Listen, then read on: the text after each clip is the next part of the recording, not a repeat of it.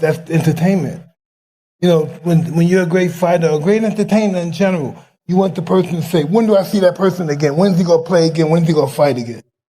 You know, you got to be able, if you can't put in seats, you're going to get fired. You know. For the fight, and I have Crawford winning this fight. Crawford's going to win this fight doing something that nobody's done to Canelo. Okay. That's all I'm going to say. And it didn't take me going to camp to know this. Okay. Weight gain. So Israel Majamov says that if Terence Crawford bulks up, that's going to be the biggest mistake he can possibly make.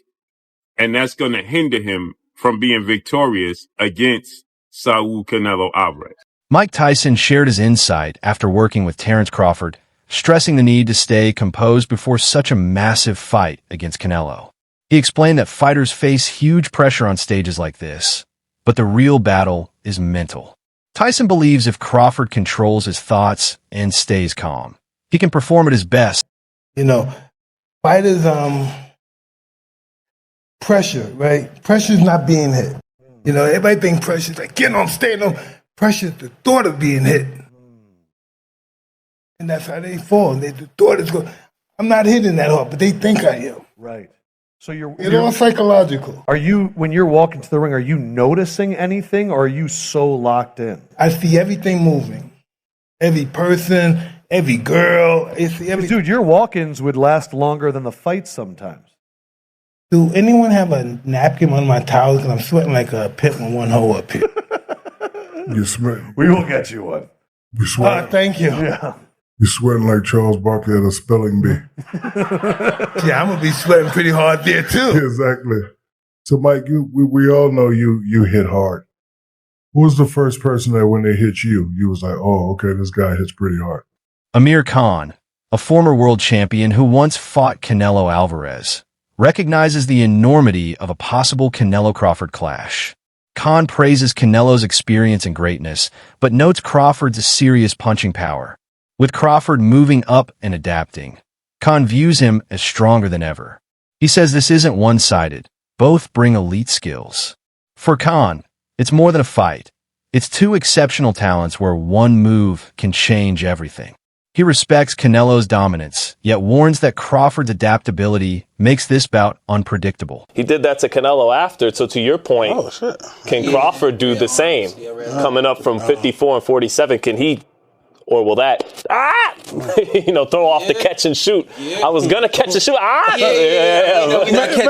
Make me think. We're not catching and shooting. We're catching and resetting and getting out of this range for a minute or two. My fight with Arrow, I came back to the corner. I had a look on my face, I guess.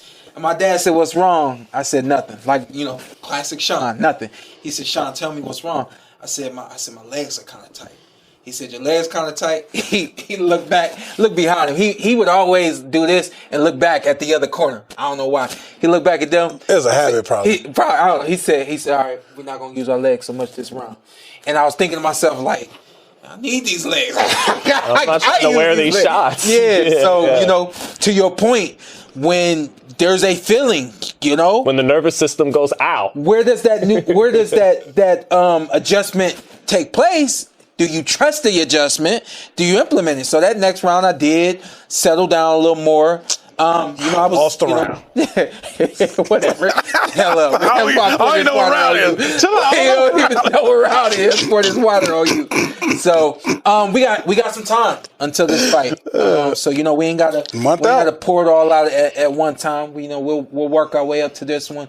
Try to get on big guests to lead up to the fight. Expect some more very, very big guests, and expect some very, very big things from the Puerto Rico podcast.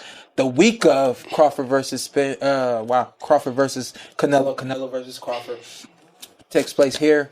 What is that? September 6th? 13th. I was just gonna say, I've been critical of the fight because I felt like it serves as a foreground to the Ali Act stuff. And experts have highlighted concerns about Crawford's age and experience at heavier weights. At 38, by the time this fight could happen, he faces natural decline. Though he fought at 154 pounds against Madrimov, many doubt he's ready for a seasoned fighter like Canelo. Age, impact, speed, reflexes, and recovery, all crucial against relentless pressure. Analysts argue Crawford's skill remains sharp, but his body might not react like before. They see this as his ultimate test, physically and mentally, given the stakes and opponent. Successful September 13th, Las Vegas, Nevada, Allegiant Stadium, when he takes on another first ballot Hall of Famer, 4-division world champion, 2-time undisputed world champion, and reigning undisputed super middleweight world champion, Mexican superstar boxer Saul Canelo Alvarez, who is 63 wins, 2 losses, 2 draws, 39 wins by way of knockout. Terence Crawford had one fight at 154. That was against Israel Majimov, the WBA junior middleweight world champion, right? And since then, Terence Crawford has moved up now to 168 to challenge Canelo Alvarez, okay? And so prior to that, he spent 5 years at what? Welterweight. So the concern that people have for Terence Crawford, rightfully so, is that Terence Crawford will be 38 years of age 2 weeks after the fight. So he's 37, okay? Terence Crawford has one fight at 154. Prior to that, Terence Crawford has been competing, okay, since 2018 for the last 7 years at 147. Since June of 2018, he's been fighting at 147. His only fight outside of that division in the last 5 to 6 years was his fight against Israel Majimov at 154, which he won, unanimous decision. I thought he handily won, but people thought that he struggled.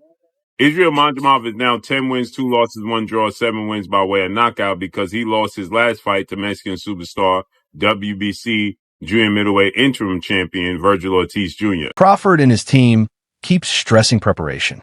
They focus on avoiding mistakes that cost Jermall Charlo against Canelo. Crawford insists he isn't Charlo. His style, discipline, and IQ are different. The team plans strategies built on movement, accuracy, and smart pacing. They know power alone won't win.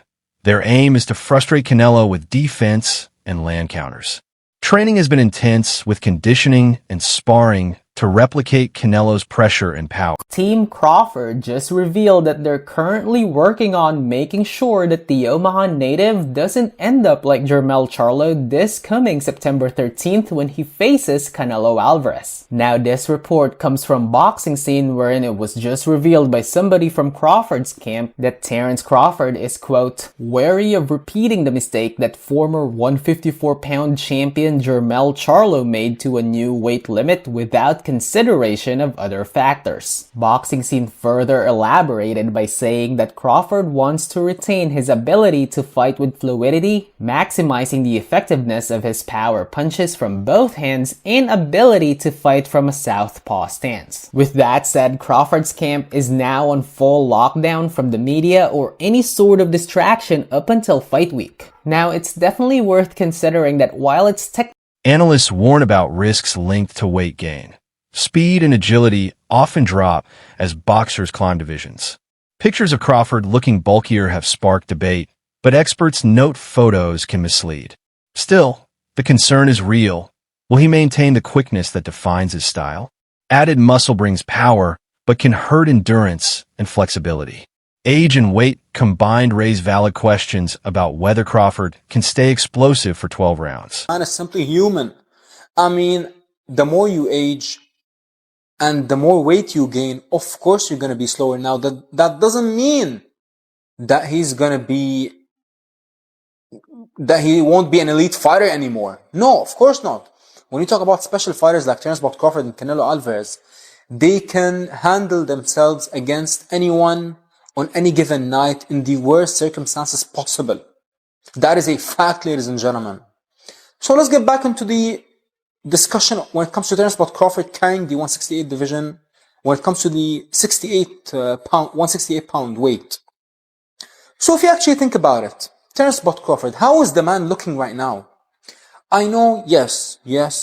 I know that we have seen the new pictures of Crawford with him looking absolutely massive, but I actually talked about this in one of my previous videos, ladies and gentlemen, which you can go back and check out. Terence Crawford, don't let these pictures fool you, ladies and gentlemen. Don't let these pictures fool you. Yes, of course Terence Crawford gained weight, but the pictures make it seem like Terence Crawford looks like a heavyweight. Let me tell you this, ladies and gentlemen. The lighting and the pump and the angle, everything plays a part in how you look in pictures. You know what I mean? Like, this is a fact, ladies and gentlemen.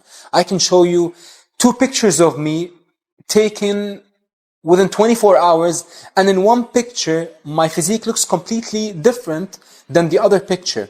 One picture I can take after having a unbelievable workout, with a nice sweat on, with a nice pump, with some nice lighting, and a nice angle. I would look completely different than when I look right now, or getting out of bed, which I just did. Renowned trainer Abel Sanchez doubts Crawford's chances, calling the matchup more like a sparring session. He argues Crawford is simply too small to challenge Canelo effectively. Many share this view, believing Canelo's size, strength, and experience give him a clear edge. Sanchez respects Crawford's greatness, but says physical realities matter more than skill in this scenario. In his eyes, Canelo holds all the natural advantages that make the difference. Crawford, quote, "It will be a sparring session for Saul Canelo Alvarez." Coach Abel Sanchez dismissed Crawford's chance against Canelo, and it's really because of the weight gain. Renowned Mexican trainer Abel Sanchez has reignited the hype surrounding Canelo Crawford, scheduled September 13th, Las Vegas. Speaking to the ring, Gennady Golovkin, trainer, says, quote, "Crawford is a great fighter, but that's why weight divisions exist. Canelo has proven that when he moves up, he faces and beats the best in each category. Neither Bivol could hurt him, nor could my fighter in 2 fights." And he's talking about Golovkin. And even though Canelo and Golovkin fought 3 times, Abel did not train him for the 3rd fight. It was Jonathan Banks. So that's why he said in the 2 fights that he's familiar with, he's saying that Golovkin never really hurt Canelo.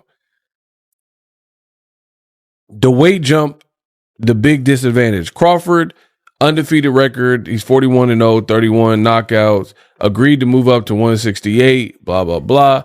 And he says, quote, "If Crawford had taken 3 or 4 years to gain strength and mass properly, he would have a better chance.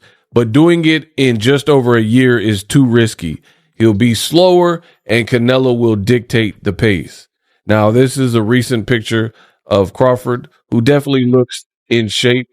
And, you know, that's what we come to expect from a guy like Crawford. Chris Algieri offers a different view, criticizing the hype. Fans and promoters label it historic, but he disagrees, saying it's exciting, not the greatest ever. Compared to legendary bouts between evenly matched primes, this falls short. Algieri warns the public may overrate the drama since Crawford enters unfamiliar territory against a proven champion at higher weights. He believes expectations might be inflated, though interest remains strong. That's it for today's video. Stay tuned for more updates.